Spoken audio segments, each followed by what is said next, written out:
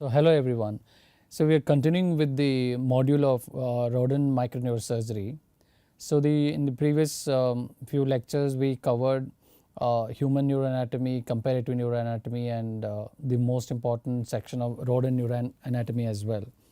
So since we have a fair amount of idea on the neuroanatomy, from now on we'll be sort of applying that knowledge to achieve a little more knowledge on the neurosurgical aspects for stereotactic apparatus and the knowledge for using the stereotactic apparatus for the surgical sake. So then how do we use the stereotactic coordinates? How do we calculate a particular target? What are the terms and various target sites that are available for various neural researches. So let's go through the stereotactic setup as such. So this is the outline for today's lecture. So we will be covering the various anatomical planes because those terminologies are very important, because time and again you will read through literature and you will end up in communicating with others. So knowledge about the good knowledge about anatomical planes, anatomical orientation, because in neurosurgery the very important aspect is that you are not exposing the entire structure. Like for example, if it's an abdominal surgery or for that matter a chest surgery, you will be exposing the entire organ in situ. But when it comes to brain surgery, you are targeting a very small area, or you're making a small drill hole and you'll be targeting a very deep structures. So here there is entire setup of stereotaxy comes in. So what exactly is stereo refers to the three-dimensional space, tactic refers to the touch, or the taxic refers to the entire three-dimensional space that will be used. So the stereotaxy is very special for neural experiments, you understand. So sorry for that. So we are covering the anatomical planes first, then we'll go ahead with introduction to the stereotactic setup. It's very important to understand this equipment, and it's a very versatile equipment to use for most of the neural surgeries. And how to use that setup, how do you troubleshoot if something goes wrong.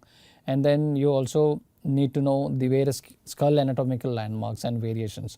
So this section has already been covered in the previous neuroanatomy, but today will be more about applied anatomy, how we are going to use that particular knowledge for stereotactic surgeries. So the next thing is the stereotactic principles and coordinates. So from now on we are going to deal with a lot of these stereotactic surgeries and stereotactic targets, but it's very important to understand the principles behind it. Unless we know the principles, though you have various sources like Jove, or for that matter various atlases that are available for surgeries, even though you can replicate most of it, but if something goes wrong you need to know how to troubleshoot it or how to modify it, and you'll be able to modify that particular protocol for your experiments if you can understand the principles behind it and understand how these coordinates are developed and how these will be applied. So that's very important. And next I'll show some of the examples of how to set up a particular stereotactic target. When it comes to the plane, we need to understand the XYZ axis in the rodent body. So all of you are familiar, most of you will be familiar with the Cartesian coordinates. So it's more or less we have taken that theory of Cartesian coordinates and applied to the stereotactic space around the rodent's head. So but before we go ahead with the details of the stereotaxy, what you need to understand is how the x and y and z axis are oriented for the rodent body, because it's the four-legged animal, and because of the position of the body naturally, these are the axes that will be considered: vertical axis, horizontal axis, and transverse axis. When we apply those axes, These are the anatomical planes of orientation. So one can see here as the dorsal or superior. That is a terminology that needs to be used to indicate any structures on back of the rat. Okay, when it comes to the under the belly, that location is called ventral or inferior. Inferior and superior is a common notation. Dorsal and ventral are the anatomical terminologies that are used. So this I did make a passing mention in previous lecture on anatomy. What is known as anterior and posterior for front and back. We don't use the term front and back. We generally use anterior and posterior. So what you need to understand is rostral and caudal. So that particular word is used if it towards the mouth and something closer to the nose in that position, that you would say rostral. Anything goes towards the tail, you would generally use the word caudal. Because definitely rat, I mean at least the rat which is alive, it wouldn't be still, or alive rat is more, it makes more sense to use the word rostral and caudal, but it is almost synonymous with the term anterior and posterior. And something known as right lateral and left lateral. So lateral refers to the side of the rat. So the right side is right lateral and the left lateral. So this is important in the head. So on the side is lateral, and under the brain is ventral surface. The superior surface or the top of the brain is dorsal surface. The front portion of the brain would be anterior or rostral. The back portion of the brain would be posterior or caudal. So this orientation is very, very vital, and we will be using back and forth such terminologies to explain various the relations of the targets. So when it comes to that, this particular terminology is also very vital to remember and understand. One is the sagittal plane, and most of the biology students or people will be familiar with these sections, with these points. So sagittal section is something which goes right in the midline. So I had used these terminologies in the previous lecture as well. So sagittal plane goes through the middle, and even this plane can move laterally to the left or to the right, but then that section is called sagittal section. So this is very important in histopathology, or even for that matter the stereotactic atlas, which we'll be discussing very soon. Something known as sagittal section. This is what it means. It goes through the midline of the brain or the body, and then it goes along the sides. So when it moves to the left, then the sections will be to the left lateral. And then this is how it goes to looks like. From front to back, the entire structure will be seen. And if any target that needs to be targeted there, which I'll be discussing again, the stereotactic targets. So let me explain how it would look like. So let's see, we select a target there. Okay, so the point of entry will be from there. All right, so that's the importance of the sagittal section.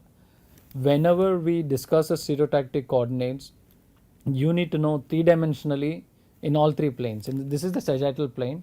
The next plane that we discuss is the coronal plane and the axial plane. In all three planes, you need to know the structures in and around the target that you have chosen. And even in histopathology, it's very important to look at all three sections. So this is the sagittal section, wherein you can see from front to back all the structure that are there front to back in this particular plane. One can continue the slicing this way, which is going to be the left lateral, or you can continue the slicing right lateral, but every single slice will be oriented this way, wherein this is anterior, that is posterior. So it is if at all you have only this much of brain which you have harvested from the rodent, then it is important to tell the the processing lab what is front and what is back, especially when you're sending only this much, if it's a sagittal section. And if they are slicing it, then that problem is avoided. but then it's very important to orient that particular specimen which you are sending it for histopathology. So that is when these terminologies makes a lot of difference. Not just there, even here when you're discussing the stereotactic surgery, when you're discussing the stereotactic catalyst, while choosing the target, it's very important to see whether are you dealing with the sagittal plane or are you dealing with the coronal plane. All right. So that's about the sagittal plane. Moving on to the frontal section, or one can say that this is the coronal plane. So this is the coronal orientation, wherein it's perpendicular to the sagittal plane here. That was the sagittal plane. What is perpendicular to that plane is coronal plane, or you can say frontal plane. All right. So the section goes like that. All right. So then that is how the histopathology would look like, wherein that is the midline. All right. Then this is right lateral, that is left lateral. So you will see the width of the entire brain. Okay, what you saw earlier was the length of the brain. This would be the width of the brain. So one need to be familiar where this section is taken. For example, if it goes only through these olfactory tubercle, it will be only a small olive kind of section. So I'll be dealing with the atlas further again. And if it goes only through the cerebellum, you will not see any of the cerebral cortex. So it's very important to know where exactly the coronal slice is taken. And the atlas which I'm going to discuss is of very handy, very helpful to orient yourself, to know which was your target, which target did you even use it to develop the coordinates, and from where the slices have been taken. So that important it is. So this is the coronal plane, and the next one is the axial plane or horizontal. So I use the word axial here. Previous terminology was sagittal, second one was coronal, the third one is axial. So if you look at it, so this will be coronal, that will be the axial plane, and that will be the sagittal plane, which are perpendicular to each other. So axial plane again goes from front to back, all right, but it taking parallel to the floor. The slices will be parallel to the floor from below upwards. Now the slices goes like that. So you will see the structure right from front to back, and then you will also see the width of the brain. And if suppose that is a target, you need to see this target in axial plane, coronal and sagittal plane. That's the third plane that we are discussing. So once you're familiar with the anatomical orientation, what we need to know here is the stereotactic setup. So this is the stereotactic setup, which is from the various companies are dealing with. The most standard will be the RWD, and then there is Soaring. There are many other companies which deals with this sort of setup. This is a very basic stereotactic apparatus, nevertheless very versatile, which can be used for every neural experiments. So let me introduce briefly the different parts of this stereotactic setup. You'll have to sort of get familiarized very well with this setup before you actually start performing the experiment. So I suggest, if you have this apparatus, please test it out before you start the animal experiment. So there are a few things that you need to understand: how to adjust this particular arm there, what these joints are, and how these ear bars and nose bars are used. So just to brief you, I said there are sagittal plane, and there is coronal plane, and there is axial plane. So these three planes will be targeted using these three arms here.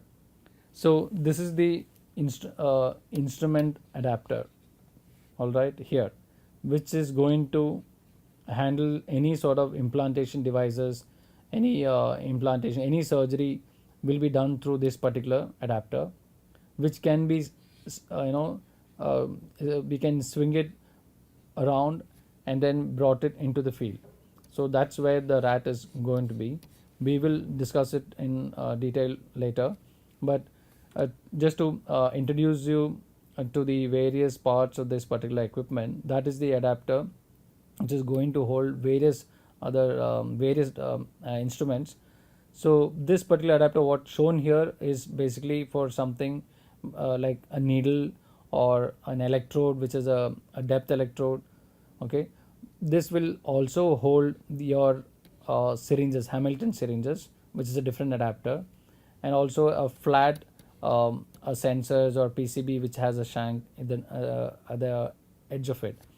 So there are different types of adapters. So that's the adapter for holding the instruments, and that is the vertically oriented axis wherein this height can be adjusted. So this will give us the z coordinate. Okay, so you'll need to adjust x coordinate and y coordinates and z coordinate. So this is for z. While you twist and turn this, it goes up and down for the z coordinate. Then you have an x coordinate wherein this adapter will move in this direction. All right.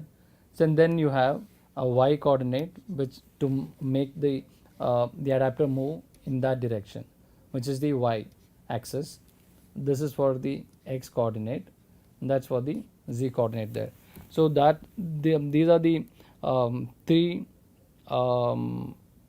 adjustments that needs to be done, and this will have a scale wherein you can take the coordinates and use those coordinates onto the scale, adjust the scale so that a particular point within the rat brain will be targeted. As to how we target that particular structure, we'll discuss it in detail in next few slides. But overall, these are the parts, and the other important parts are ear bar. I guess let me clear this out.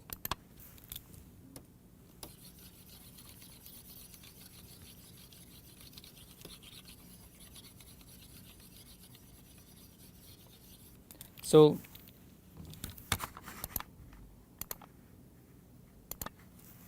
this is the ear bar here. So this goes into the ear of the small animal that you're going to use for experiment. This one here is for the incisor bar, and that is the nose bar. The incisor teeth of the rat will go into this, and this clip is going to be applied over the nose of the rat. So it's a rigid fixation wherein the animal will be fixed in that way using these parts of the stereotactic apparatus, and this again can be moved up and down, and there are instances where these needs to be adjusted, which we will discuss it in detail. So as I said, these are the three different axes with which it moves. So as I said, that particular axis will be adjusted with the the rotating head over there, where the AP axis or the anteroposterior. AP is anteroposterior. That again the terminology which we are using from the anatomical orientation. So and then as I said, this is mediolateral, which is the x axis. So that's another terminology that you all should be familiar. So if this is the different axis, and that would be the exact midline of the rat orientation, that's the sagittal plane, and let's say this is the coronal plane. We are using a terminology called anterior and posterior. So that is anteroposterior axis, which is the sagittal axis, and then you have a mediolateral in the coronal plane. Anything closer to midline is medial, anything away from the midline is lateral. So that's another terminology that you all should be familiar. DV is dorsoventral. When you move it upward, it's moving dorsally. When you're moving downwards, it's moving ventrally. All right. So once the rat is fixed, these three arms will be moved to adjust the coordinates in these three axes which I just mentioned. All right. So, and to how to calculate those coordinates, how do you move it, and how do you make sure that your adapter goes into the right position so that it will hit the target in question.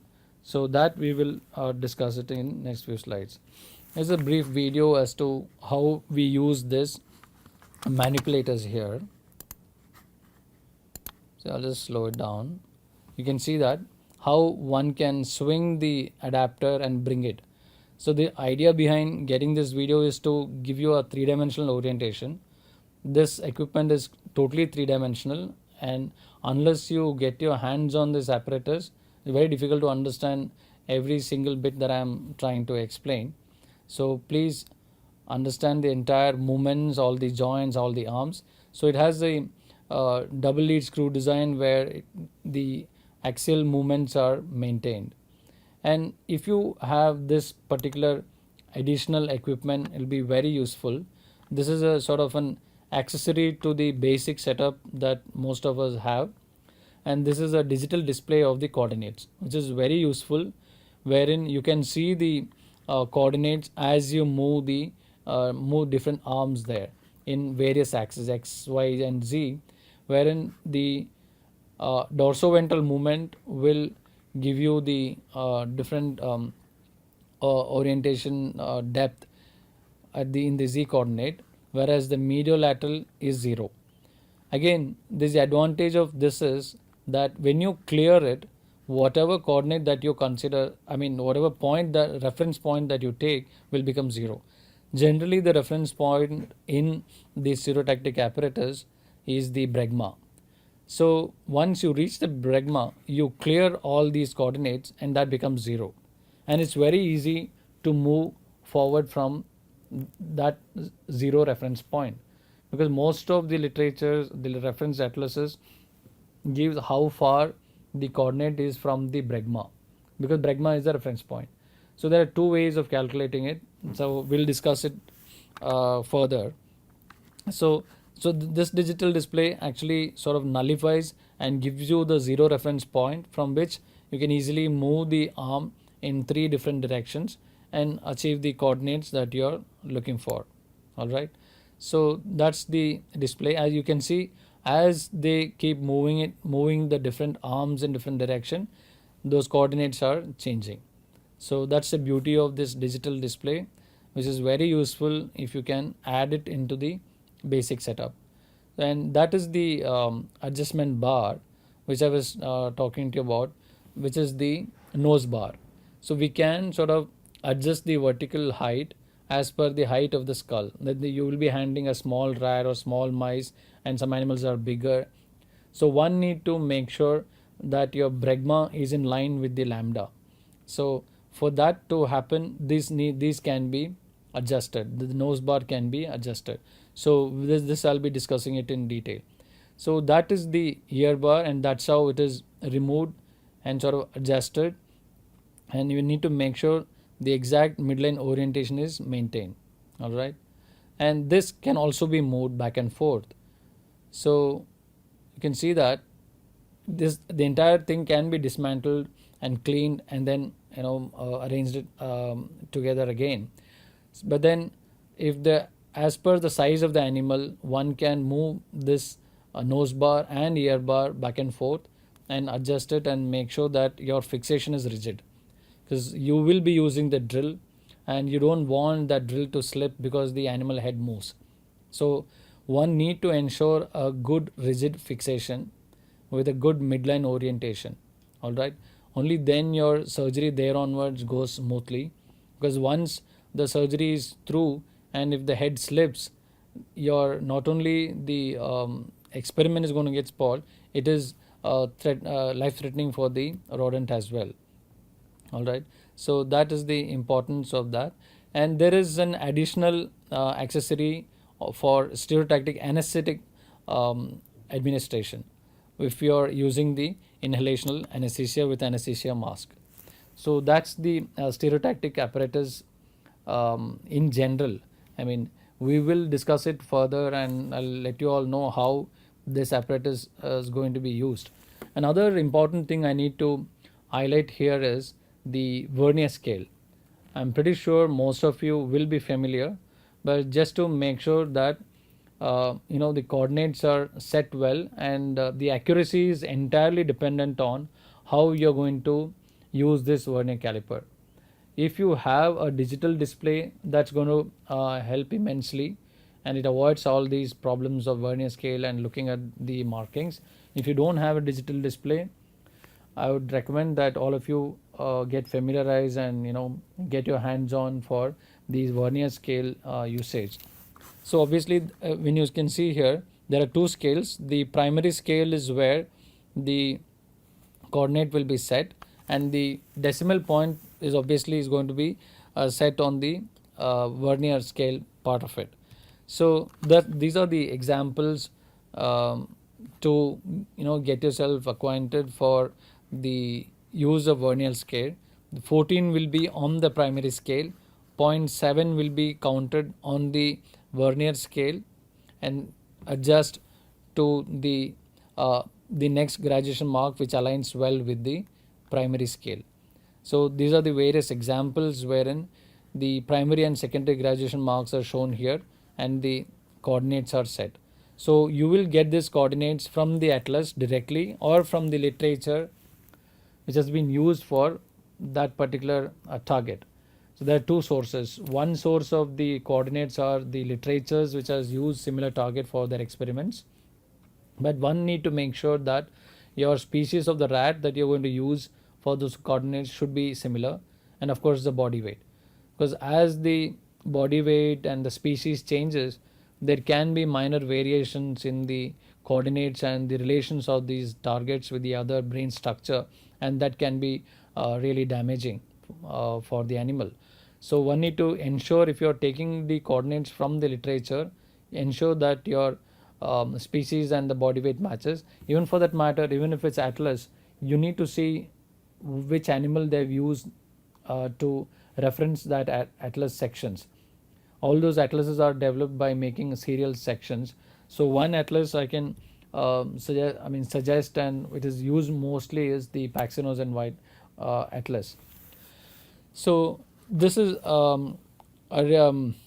I really appreciate this particular illustration, and it is very, very important to understand where in the cranium, where in the head of the rodent is exactly the brain is situated, which is very vital, because all you will be seeing in the initial part of the surgery is this. You'll only see the exposed part of the skull, which is mostly here. That's how much you're going to expose, not more than that. All right. So then once you expose, these are the various surface landmarks that are available. One is bregma, the other one is lambda. So these are the very good reference points that needs to be used to calculate the coordinates and adjust the stereotactic setup for those coordinates, then target the particular structures that you are doing the research on. So that is how the brain is situated within the cranium and in relation to the bregma. So the most of the rodent's brain, or the isocortex, cerebral isocortex, is situated between bregma and lambda. So that is how vital it is. And anterior to bregma, this is a small part of both primary motor cortex and secondary motor cortex are situated. So, but then I would say around 80%, 80 to 90% of the brain is situated posterior to the bregma. All right. So that's very important to know how and what part of the structure is in relation with the calvarial bone structures. For example, that is the occipital bone which will encase the cerebellum. So posterior to lambda, if your study is going to involve cerebellum, all your coordinates are going to be posterior to lambda. All right. So that's pretty important. And if you're sort of targeting any structure under the surface of brain, then the position of the rat would be sort of lateral position. You wouldn't really target it from the top. And that's important for all these stroke models wherein middle cerebral artery comes from below upwards. So to target the main division, you will be rotating the rat, fixing the rat in the lateral position, that is on sidewards, and make the incision between the ear and the eyes to expose that part of the skull which is temporal bone, and then target the middle cerebral artery. So that is how the correlation of the skull and the brain structure is vital here to understand. So this is the lateral position which I just described. So this is the lateral surface, that means the side surface of the rodent skull. And if you see, that's the junction of olfactory tubercle there and the rest of the brain, and that is where it is situated. All right, and approximately that is bregma and this is lambda. We will be using lot of these lot of slides will use these bregma and lambda, and for that matter the entire neural experiment is based on these reference points. So I suggest all of you to get familiarized with these terminologies very well. So briefly I'll try and explain how the rodent head should be fixed before you begin, and that is very important. The actual rodent microsurgery I'll be dealing it with in next lecture. This is sort of to explain the stereotactic principle. You need to sort of understand how the rat will be fixed. Only then you will sort of understand how the rodent atlas can be used and how those coordinates can be applied to target particular structure.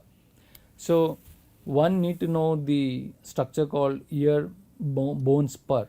So that's a structure which you can actually see it in the naked eye when you lift the rat in that way. You know, the ear of the rat should be lifted up, so you can see the bony protuberance there, where a thin layer of skin will be adherent to the bony spur. Just behind that is a good point to insert this ear bar into. Otherwise it's a very common problem that you will roughly put into somewhere behind the ear or some in front of the ear or maybe on top of the ear, and it slips midway through the surgery. And when it slips, your drill slips and it hits a very vital structure like brainstem or cerebellum, and the rat bleeds to death. So it is that vital to ensure that ear bar is pushed in a right place. And to make sure that it is in center, one can use the scale that is given here.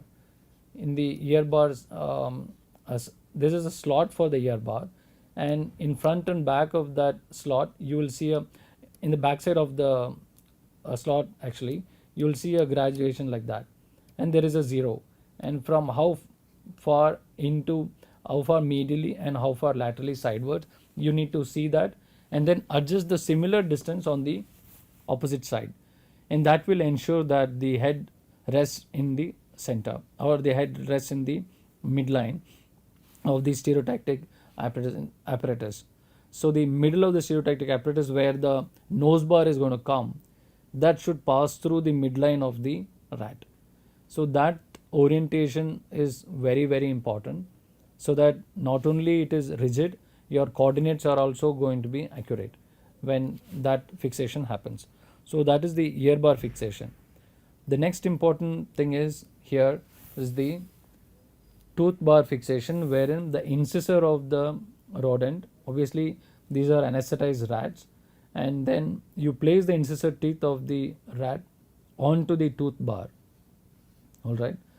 So once you place that, you can give a tug on the skull and then make sure that's the optimal position for your ear bars to go in. For example, this can be, as I said, this particular part of the equipment can be moved front and back based on the screw, which is a nut which is given here, which can be tightened or loosened, and then this movement can allow for the optimal position of the ear bar that comes from the sideways. All right. So once you fix that, there should not be any sideward movement or front and back movement once all these screws are tightened for nose bar and the ear bar. So one need to ensure that. After that, this nose bar is kept on the nose and the nostrils of the rodent, but one should ensure that it's not too tight to allow the air entry. The air entry actually happens there, and most of the time you will be keeping an oxygen delivery cannula there through which the airflow will happen. So one need to make sure that this is not too tight, which will compress the nose of the animal. Though the bony canal will ensure, but if it's too tight, it might even fracture, especially if you're dealing with a very small animal like mice or very young mice. So it can cause fracture and obstruct the nasal airway. So that one need to be very careful about. But at the same time, one need to ensure that it is rigid enough for not to allow any extra movements that can happen during the surgery. So this is what I was trying to tell you about the centering of the animal's head. So once the nose bar is fixed and the ear bar is fixed, it should pass through the midline of the rodent's head. So that will be the bregma and that should be the lambda. So a little bit of that side and this side is fine, but one need to ensure before you start that this midline is in line with the animal's midline. So that's very important. So as I said, that will ensure the rigid fixation and of course the coordinate as well. Right. So once we ensure the centering of the head, then only we can move forward with the surgical aspects. So once you make the midline incision and retract the skin sideways, then you can see this anatomical landmarks which we just discussed. So that is called bregma and that is lambda. So I'll spend some time to make you all understand how these points are formed and what if these points are not in a way it's supposed to be, and if there are sideways, because naturally these are natural anatomical structures, variations are very common. I understand. So when there are variations in these points, one need to ensure that you correct those variations so that you can use the atlas coordinates here. Unfortunately, the image guided neurosurgery is not yet in vogue for animals, though there are many labs which have started using image guided neurosurgery. One is that it's very expensive and those imaging are only a reference images which are available for some animals. So until it becomes the norm, one need to ensure that we are using the reference points very carefully. So this is the coronal suture and that is the lambdoid suture lines. Suture lines are where two bones meet with each other and they fuse. When they fuse it, this suture line, what you can see, the squiggly lines will actually disappear. But until then, these suture lines which are visible, those are coronal and lambdoid suture. And this is the sagittal suture. When these two sutures meet here, then that forms the bregma point, where the sagittal suture meet with the coronal suture. So that is our reference point from which the target will be chosen. For example, this target will be 2 millimeter lateral and 2 millimeter posterior to the bregma. That's how the atlas tells you. When they say plus 2 millimeter mediolateral and minus 2 millimeter anteroposterior, this is what they mean, right? Something to the right will be plus, something to the left will be minus, something posterior or backward is minus and forward is plus.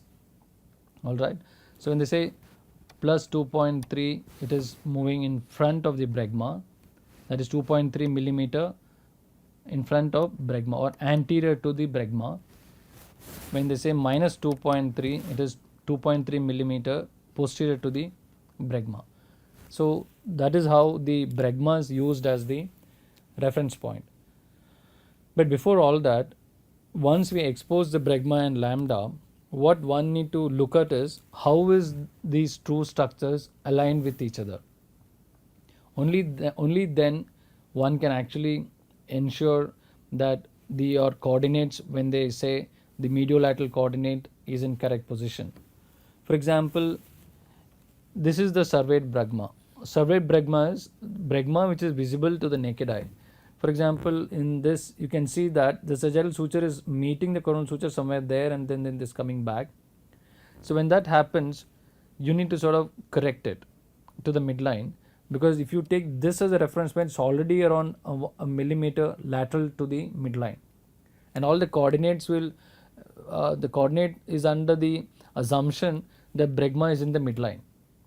So when this naturally occurring bregma is lateral to the midline, one need to correct the bregma, then proceed from there. So how do we correct the bregma? Is this way. You have this arc around, a smooth arc on the coronal suture, and you stop where the lateral edge of the parietal bone. Beyond that will be the temporal bone there, this is the sharp edge where the temporalis muscle gets attached. And when you start doing the experiment, you will see that this is a very prominent ridge in the lateral sideward aspect, whereas here roughly would be the lateral edge. So when you join those edges in a smooth curve like that, the summit of the curve will be the midline. So you can use the exact center point of this arc to draw the midline, and then say that that is the corrected bregma. So the midline which passed through the center point of the arc forms the corrected bregma.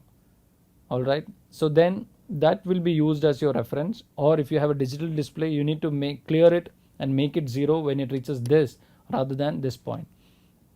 Few millimeter this way and that way makes a lot of difference when you are using the deeply situated targets.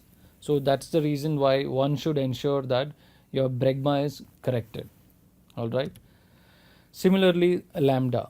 If your reference point is lambda, for example, if you're targeting any structure in the cerebellum, you probably would use lambda as a reference point, and you need to ensure that midline, even for the midline, is very important. When you go posterior, so posteriorly, you will be drawing the line in the midline starting from the bregma.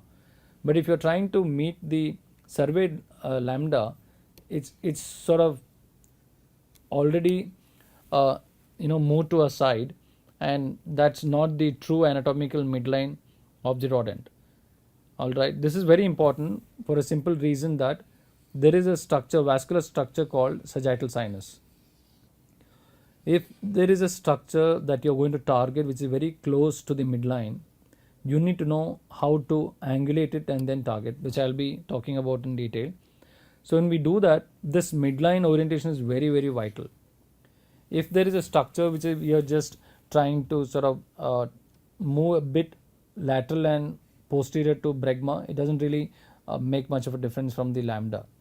But if it's a deeply situated structure which is only very few millimeter away from the midline, then this midline orientation is very important, and you need to sort of correct the mediolateral coordinate starting from the reference point.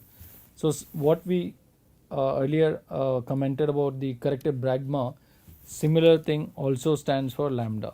Here what you are seeing is the green structure, that is the surveyed lambda.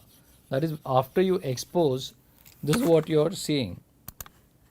Alright, you are seeing the lambda here, because if you see that closely, that suture line is meeting the lambdoid suture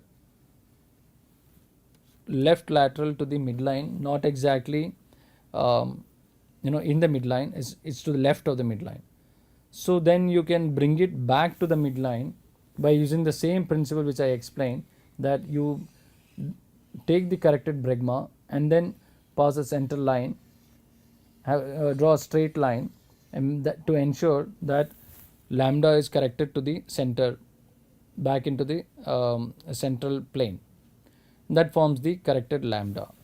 So then only that you will be able to use the coordinate and proceed further after correcting the lambda and the bregma. So another very vital the vital point that one need to keep in mind before proceeding further after you expose the skull is that you need to make sure the skull is flat in orientation. There shouldn't be any any inclination when it comes to bregma and lambda. So this flat orientation of the skull is pretty important before you target the deeper structure. And how do you ensure that? Is that you bring the needle or a marker onto the bregma and you notice the coordinate, you will write down the z coordinate, or the display that you make it, you clear it, the digital display you clear it and make it 0. Or if you don't have a digital display, you note down the z coordinate. Once you move into the bregma, you need to see how much you have moved mediolateral, how much you have moved anteroposterior, how much upward and downward movement you have done. Based on that, you notice the scale from the arms and then write down the coordinate for the bregma. Alright, once you write down the coordinate, then you will move your adapter to the lambda point, and again you touch the lambda point using the needle that you have fixed onto the adapter. Then again you write down the coordinates. The difference should be less than 0.1 mm. Alright, if it's anything more than 0.1 mm, this is what is going to happen. If the lambda is at higher position than your bregma, then this is how the target is going to shift, because you are going to use the entry point from the skull and you will target the structure, but you will hit the target which is posterior or back of the intended structure, not exactly the structure that you want to really hit. And for example, if this target structure is only around, let's say 2 mm in size, 2 mm in size, the shift is already 2 mm. You will entirely miss the lesion, and not only you will be targeting and creating lesions, and you will be seeing entirely different behavioral change in your experiment, and unfortunately you will blame it on various other problems like your equipment failure or rather the behavioral training issues. So you will miss the problem entirely if you're not familiar with this flat skull orientation. So before proceeding, you need to correct the bregma, correct the lambda, and then correct the flat skull orientation by elevating the nose bar. Alright, this is where that adapter with the adjustment tool comes into rescue, where you can raise the tooth bar and nose bar on top until you correct the bregma and lambda into a flat orientation. As I said, it should be less than 0.1 mm. So in this example, the bregma is lower down, and this is where I said the tooth bar and nose bar can be adjusted to raise it to make the skull flat. And in this example, one can see the bregma is too high and lambda is low, in which case the intended structure is posterior or anterior to the intended target. Alright, so this is the structure which should have been targeted, but you will be hitting the structure which is in front of it. So this is basically to explain that how your trajectory is going to change based on the relation between the bregma and lambda. So this is very vital when you are targeting a structure. For example, if you are doing some surgery and implanting something on the surface, this doesn't really make much of a difference because you are making anyway craniotomy, you are exposing the brain anyway, so it doesn't really make much of a difference. But if it's the deeper target to create any lesion or inject any drug into the structure, this is of very vital importance. So make sure your z coordinate for bregma and lambda is less than 0.1 mm difference. Alright, if it is more, correct it as I just explained. Alright, and for that you need to correct the bregma and lambda as I explained earlier.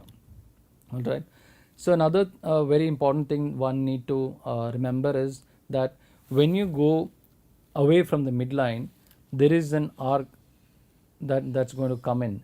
The skull is not really flat. As you move away from the midline, it is in the arc structure, so, and you're losing the depth of around 0.9 mm if it's the lateralmost edge of it. So though the atlas will say the z coordinate is 3 mm, you need to account for this loss of around 1 mm, close to 1 mm when you're using the lateralmost entry point. Alright, if it's like for example 4 mm lateral from the midline, that's quite far away from the midline, and you will be sort of losing around 1 mm before you start hitting the brain, or the difference is sort of 1 mm, and you will be hitting the brain earlier in the lateral edge, because brain will be almost here, and you will have some depth of around 1 mm when you reach close to the midline. So that sort of difference also need to be kept in mind before before you use the z coordinate in the lateralmost entry point. So before I proceed, I would want to introduce this particular atlas, which is sort of a bible for all rodent stereotactic neurosurgery, which is Paxinos and Watson atlas. Very important to familiarize with this atlas, because if suppose you don't really get a literature which can give you the coordinates, and I would say even if you have literature coordinates, but try and understand the structure that is the target in question or your target of interest, you need to understand using this atlas, even if you have a coordinate, because you need to understand what structure comes in front of your coordinate, what structure comes posterior to coordinate. Because if suppose you see a behavior which is little deviated from the expected behavior, then one can easily understand, if you can understand the anatomical relation around the intended structure. It is very vital to understand the atlas and how the atlas is prepared, and what are the reference plane they have used, how to interpret those pages in those atlas to identify the structure that you would want. How do you really gather the knowledge about coordinates to target in the rat that you're going to use for experiments.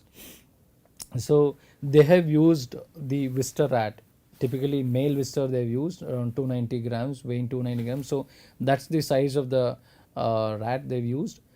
And what has been shown here is the interoral line, and the reference points again bregma and lambda, and that is the incisor bar that comes here. And that's also very important, that some target which are deeper, you need to sort of give inclination before start targeting it. So you need to understand how much is the height that can be achieved from the incisor bar there. All right. So apart from that, I would sort of want to introduce the atlas and the coordinates as to how to calculate various and what are these grid lines actually refers to. So everybody is familiar now with the sagittal section of the brain, rat's brain, and that is the anterior part or front or posterior or back portion, wherein that is cerebellum, that is cerebral isocortex, and that is the olfactory bulb there. Let's say if you want to target a particular structure here, anyway I'll be covering an example there, but then you need to know what is the depth of it to achieve, and how far you need to move back from the bregma there. All right. And then obviously you want to know how many slices you need to go lateral, sidewards from here. So this will, sagittal orientation will give you the depth of the structure and how far back from the bregma. But you need to choose a particular slice which will give you the maximum dimension of the nucleus in question. That's very important. Let's say there is a pedunculotegmental nucleus or subthalamic nucleus. Let's say that measures around 1 centimeter. So you need to choose a slice which has highest dimension. All right, because as you move sagittally, and if the orientation of that nucleus is in this way and the sagittal section has gone that way, and if you choose the slice which is covering the lateral most, that's a very small area, and it is very easy to miss targeting that if you choose a slice and take the coordinate from that slice. So one need to be very cognizant about the fact that choose a slice which has gone through the maximum width or height or length of it, but you need to get a big room for targeting that particular structure. That's very important. Then only after selecting a particular slice, then only you should look at the coordinates and then write down how many millimeters behind, how many millimeters deeper. So here every thing is what shown here is on 1 millimeter apart. The each grid line is 1 millimeter and here you will see a notation called lateral, 0.4 millimeter. That's very important to understand, because this is what is going to give you a coordinate for sidewards. So for example, you got the depth here. Let's say if I'm using this will be 7 millimeter deep, all right, and 15 millimeter posterior to the bregma. So that is AP will be minus 15 and the Z will be 7 mm, and you need another coordinate which is mediolateral, that would be lateral 0.4. All right, if it is right lateral, sides depends on which limb are you trying to study or which side of the rodent body you're going to study. That decides the side, whether it's right side or left side. If it's right side, it will be plus 0.4 mm. So these will be your coordinates that you're going to use it on the stereotactic setup. You will use these coordinates, adjust through the vernier scale. You will adjust for 15 mm in the anteroposterior axis, 7 mm for dorsoventral axis, and mediolaterally you will use 0.4. So that's how you arrive at a coordinate using the atlas. First of all, choose the particular slice which give you a maximal dimension. Once you've chosen the slice in this sagittal, that's how you calculate the coordinate based on the location of your target. So that was the sagittal section. In a coronal section again, it's very important to correlate and see that your chosen 0.4, how big is the structure when you see a 0.4 millimeter away from it. All right. So if this is 1 mm, then you will see each of this will be 2 divisions, that would be 0.2, 0.4, 0.6, 0.8 and 1 mm. So each of these grid lines is 1 millimeter, as I said, and the entire breadth of the atlas, the given is the 16 mm, the width of the each slice. And what I want your attention is for bregma and interoral distance. That's very important to look at again. So this is the orientation of this particular slice, and if you look at here carefully, you will understand what these numbers are. Bregma is minus 1.08 millimeter. So if you see, that is a bregma point there, where that is 0, and then it is 1.8 mm posterior or back from the bregma. That's why it is minus 1.8. And this line in the atlas actually tell you that's where they have taken the slice from. Then there is something known as interoral line as well. So there are 2 ways of looking at the interoral line.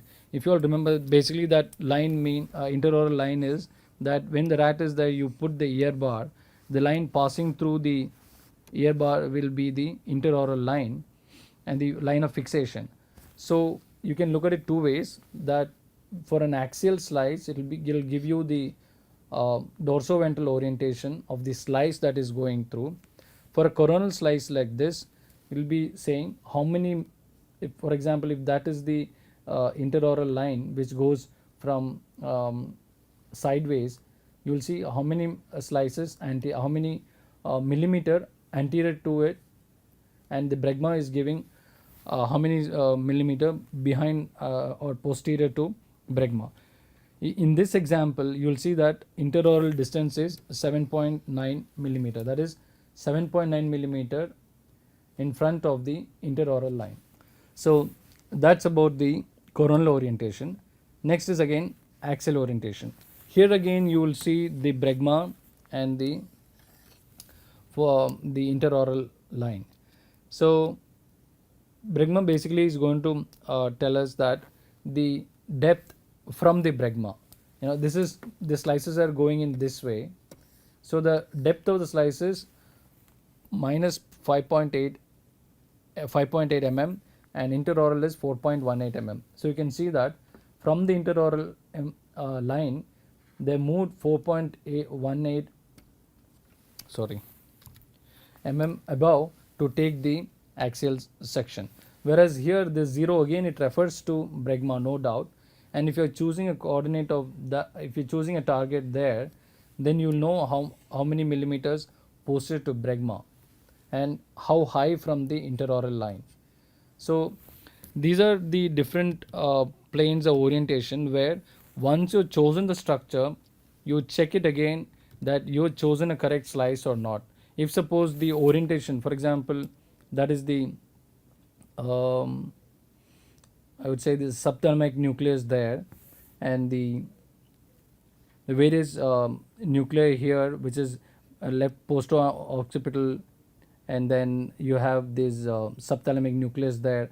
You will see various nuclei in a coronal orientation, the breadth is more. So you can choose this to target and then move from there, rather than using a sagittal orientation where the nuclei depth is pretty less. And if you see the M1, which is the primary motor cortex, M2 will be the secondary motor cortex, and you see the globus pallidus, which is pretty large in the coronal orientation. So you can choose the lateral distance there, and then the vertical z distance. Then you will get the anteroposterior axis of bregma, which is a AP coordinate, which is of minus 1.08 to target this particular structure. So that's the brief idea about how do we choose a target and how to calculate the various coordinates. All right. So then we will discuss about the few examples I've shown as to how a particular target is chosen. So this is one such example where the substantia nigra pars reticulata has been chosen as a target. All right. So that target, if you see, as I said, mediolateral, the final coordinate is mediolateral +2. That is to the right, the +2, they've chosen the coordinate. You need to move from the midline laterally 2 millimeter, and AP is 5.8, which is minus 5.8. As I said, this bregma is going to give you the AP. This is in the atlas. This is exactly how the atlas will give you the images for various targets. And as I mentioned earlier, these atlas are prepared by taking serial sections, at 1 millimeter section, and then taken photographed and then used as the atlas. So all these structures are going to be the structure how it is. This is how it's going to be in the rat that you are going to do the experiment on. So when they say it is minus 5.8 mm, there will be some amount of variation, but by and large, if the structure is that big, that variation is sort of acceptable. All right. So minus 5.8 becomes your anteroposterior distance, that is minus 5.8 millimeter posterior to the bregma. That is where this slice is taken, and that is where your structure is largest in the dimension. And then I guess the dorsoventral coordinate is not seen in the screen. Dorsoventral is minus 7.82. Whereas if you see this X mark, which is center of the target, is actually 8.2 mm. All right. But if you want to leave the drive cannula above the target so that the final needle or microinjection needle can hit the target. So if you want to use your drive cannula, you can leave the room of around 1 mm and then leave it just above the target, not exactly going inside and damaging it, because the dimension of the drive cannula is going to be bigger than the actual needle which is going to go in. All right. So that is how accurate it is, and that's how we can sort of titrate and choose whatever distance that we need to calculate. So once you chosen a target, then you choose the center of the target, then you look at the various coordinate as I just explained. And but there's a difficulty will come when you choose the structure which is dead in the midline. For example, this is the ventral diagonal band of Broca. All right, this structure actually comes in the midline. But the problem is, if you remember the anatomy that we discussed, there is this big sagittal structure called sagittal sinus right in the midline. Is a very vital vein which takes away the blood from the brain to the heart. So the deoxygenated blood goes through the venous system, and this is the very important venous channel which is right in the midline. All right. So there is no coordinate that can be chosen as an entry point right through the center, which will kill the rat instantaneously. So one has to avoid the entry point in the midline. You need to go sort of laterally and then enter and hit this target. So obviously you will be taking that trajectory. The problem when you move sidewards is that the distance to reach that particular target is going to change. All right. So when you use the atlas, this is the difficulty that you're going to face. So how do we sort of modify that and work around that point is by using this particular technique. Sorry, yeah. So here you can see that there is this arm that is available to swing in an angular. The entire arm can be lifted up, and it can be swinged in the arc which is given in the base of that particular arm. So this adapter holder can be moved up and down and can be tilted to various degrees that are given in this graduated arm base. So here in this example, all we need to do is to move around 1.3 to 2 mm to avoid the midline venous sinus. So here in this example, they have moved 10 degree. All right, they moved 10 degree in this graduation, and then attempted to target this particular structure. So when you move around 10 degree, when you swing around 10 degree, what will be the distance that needs to be calculated? That you will get it using this particular formula. All of us are familiar that cosine alpha for the adjacent divided by hypotenuse. So when we calculate that, we know the dorsoventral coordinate for according to the atlas was 7.4, but then that goes through the midline and will hit the venous sinus. That is this. The amount of angulation that you're given using this arm is 10 degree. So cos 10 is 0.9848. So using this formula, we'll get a new trajectory distance of 7.51. From 7.4, we have chosen 7.51 as the new distance, which is the depth of the trajectory to hit the same target which is in the midline by avoiding the venous sinus. So that's the end of the session today. So we have covered most of the stereotactic principles and then try to troubleshoot and try to know how to target particular structure, how do we choose structure from the atlas and then use the coordinate from the atlas. So it would be very useful if you all can shift from the literature based coordinates to the atlas based coordinates, especially when the structure or the target that you're going to study is very new, and obviously the new coordinates from the literature are going to vary. So use the atlas which has the similar species to similar to your experiments, and then calculate the coordinates from the atlas and apply it on to the stereotactic setup. So we'll be I'll be taking you through the various surgical steps. Though it did sound pretty easy to do all this stuff, I would suggest that we are planning to have animal lab workshop as well, where these has to be tried hands-on. If in your lab, I'm sure there will be someone who is doing it, but unless you assist them and try yourself doing it, it is very difficult. There is a significant learning curve that one has to go through before starting using the stereotactic setup, but nevertheless it is easy to crack it once we understand the principles and once we know how to troubleshoot all these problems. So the whole idea of this is that so that the mortality and morbidity for your animal subjects will come down and the number of rats that are used also will come down. So in the next session we will deal with the stereotactic surgery and various other neurosurgical steps in detail. Thank you.